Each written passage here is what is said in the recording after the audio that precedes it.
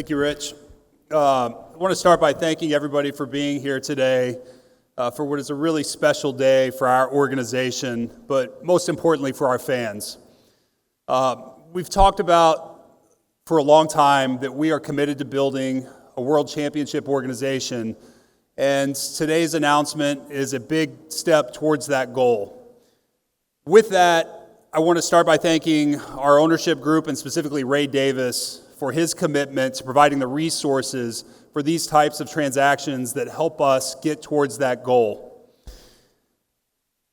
I could go on and on with an elaborate introduction about how much today means for everybody affiliated with the Rangers organization, but I think we can all feel what this means to us and our fans. We are extremely delighted to welcome Jacob DeGrom, his wife Stacy, his kiddos and his parents, and the entire DeGrom family to Texas.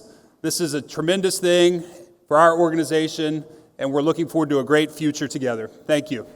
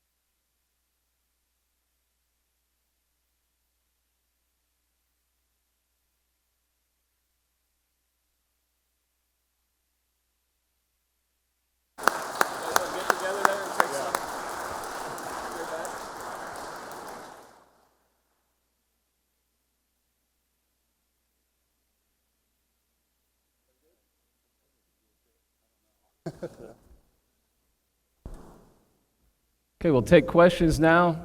Please wait for the mic and speak up, and please say your name and affiliation when asking the question.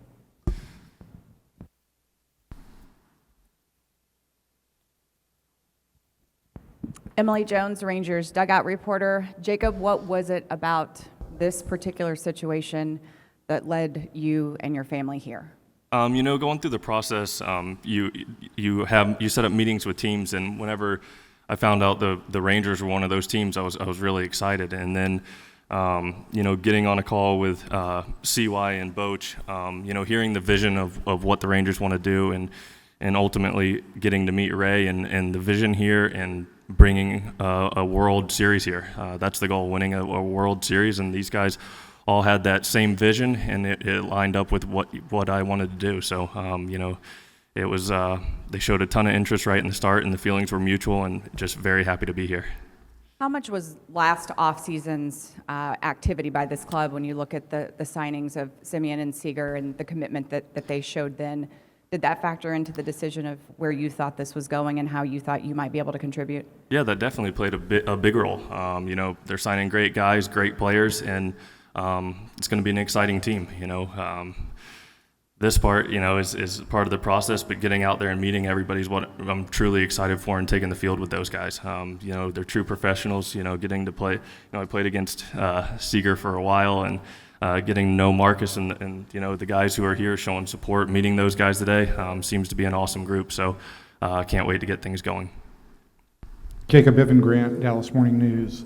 Can you elaborate any bit on what it was about that vision that Chris expressed to you that led you to come back, after Thanksgiving and say, let's move forward? Yeah, it was the vision of building something special and winning for a long time. And I want to play this game for a long time and want to win. And hearing that from CY and Boch, and like I said, ultimately getting to meet Ray at the end, and everybody having that same vision, everything lined up, and this is where I wanted to be. Hey, Jacob, Levi Weaver with The Athletic.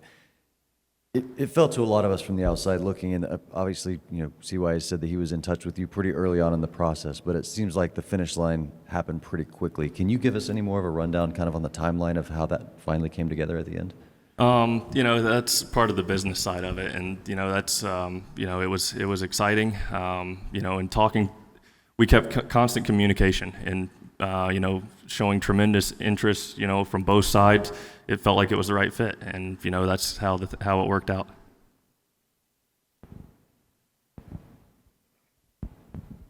Stephen Hawkins with the AP. Like you said, you want to be a part of a winning program and you talk to them, but what did you know about the Rangers and what did you think about the Rangers before those conversations? You look at teams during the year, you're playing a bunch of teams and you see that the directions those teams are going. So like we said, with the signings of Marcus and Corey and the moves they're making as far as taking those steps to make something great here and continue winning baseball games and making that not just a one-year thing, but a goal for years in and out. So we're excited, and that was what we saw and chose Texas. And as far as being part of that winning, putting that winning together, you coming back obviously from a couple of seasons, injured seasons. Talk about where you are and just being able to get yourself part of building yourself back up while being part of that. Yeah, it's last year's was a weird injury, but finished the year strong, and the goal is to go out there and take the ball every fifth day for the Texas Rangers and put us in the best position I can to win those games.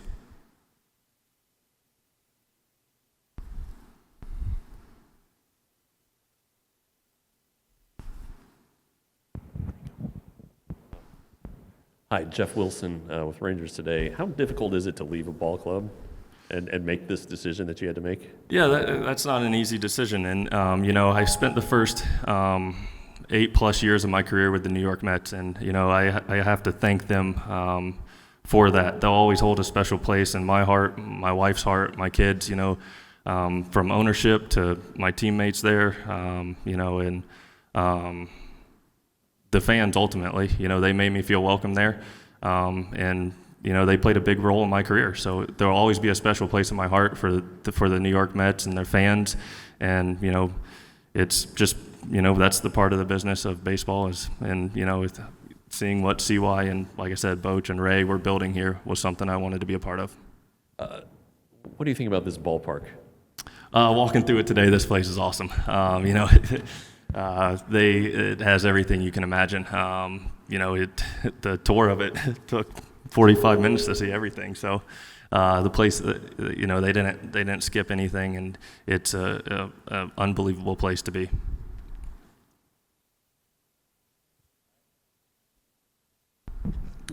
Mac Engel, Fort Worth Star-Telegram.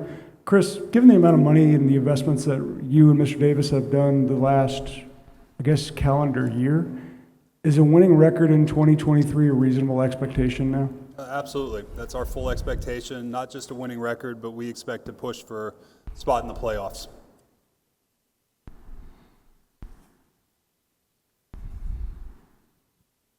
You mentioned the Mets, and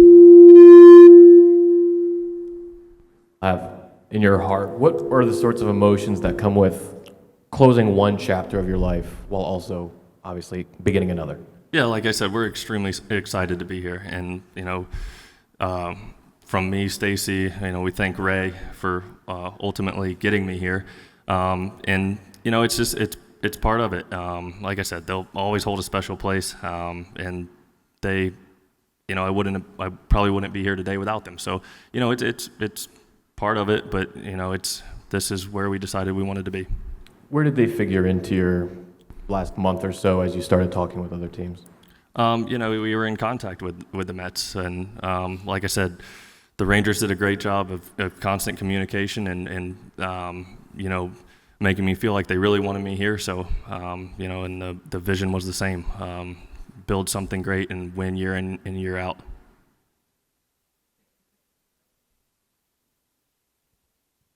Jacob, I'm going to paraphrase CY here, and that's always dangerous. I'm sure he'll correct me if I'm wrong.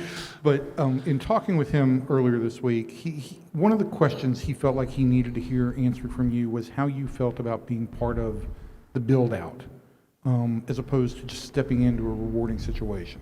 You were with a club that won 101 games last year. This club's averaged 98 losses the last 2 years. How did you kind of reason that out in your mind? Just seeing what they were doing, the pieces that keep getting added, the goals to make it to the playoffs and win a World Series. You set expectations, and that's the vision and that's the goal. You know, you can ask any of these guys that are here today, what is the goal? The goal is to win a World Series and, you know, keep adding pieces and go out there and play baseball games and see what happens. CY and Boch, how do you feel with the roster as it currently is, you know, constructed? What more do you feel like you need to add, and how active will you be as the offseason continues? Yeah, Emily, I think we've addressed several of our needs, things that we discussed coming into the offseason that were main goals for us, specific to starting pitching. However, we recognize that we feel like we need to always stay open-minded and continue to look to improve our roster. We feel very good about where we are in terms of our minor league system and the player development and the players that we have coming in time, but we're trying to win at the big league level, and to do that, we need to continue to look to improve. So I think we'll reassess. It's been a busy week for us. We'll step back, reassess, and stay open-minded on all ways to continue to improve.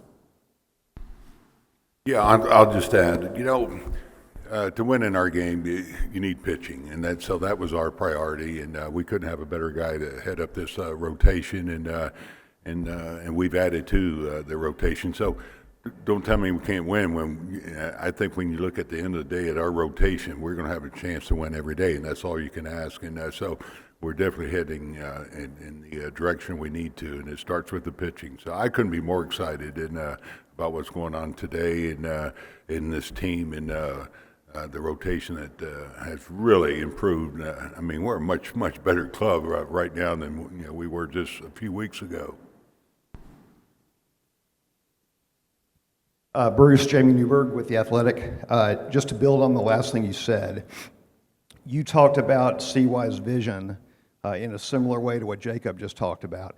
How important a part of that was the possibility of a day like this? I thought it was critical.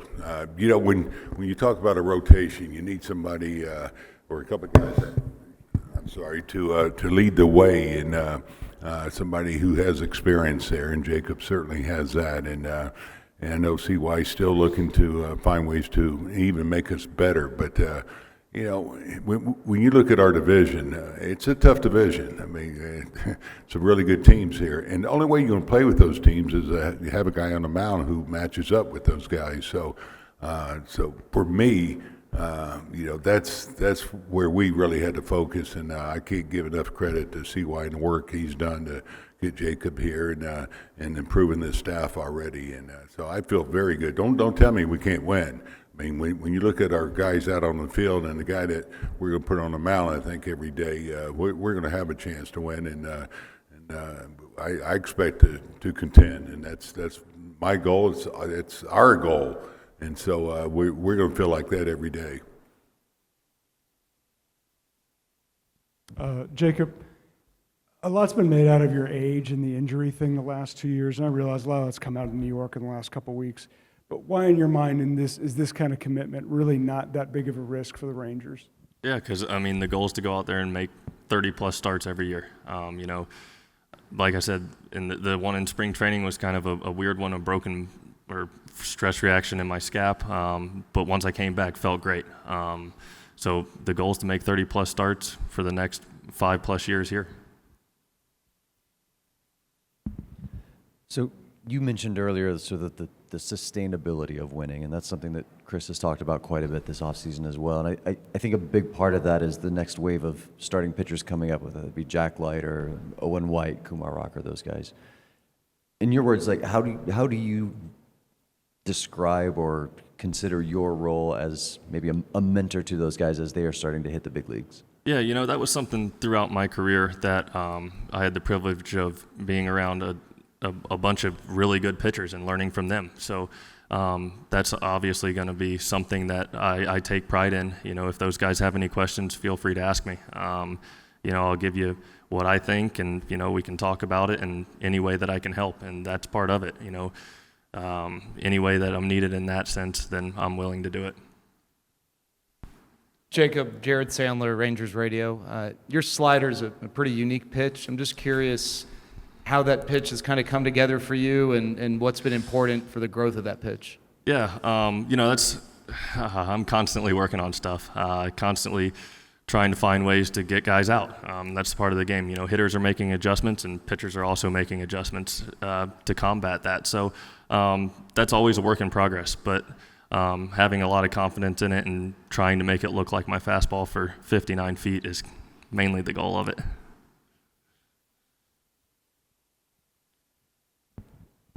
Jacob, Kennedy Landry with MLB.com. Bruce mentioned the other day that he remembers first meeting you at the 2015 All-Star Game in Cincinnati. I'm curious what you remember about first meeting Bruce and, you know, how big of an impact he can have on you here. Yeah, you know, Bruce has been there and won the World Series, so, you know, that was a big deal to me too. You know, that's what he came back to baseball for, to win. And, you know, meeting him that was kind of a whirlwind at the 2015 All-Star Game. I was a little nervous. I had no clue what was going on, but you know, saying hello to him and then, you know, playing against him when he was with the Giants and talking to him, getting to know him. You know, they always had competitive baseball teams, and I think it starts with a good leader.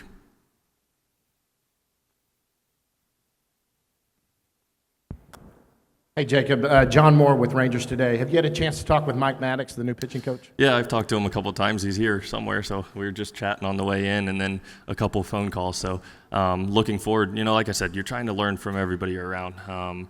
You can always use some little piece of information from somebody to always try to improve your game. So definitely looking forward to working with Mike.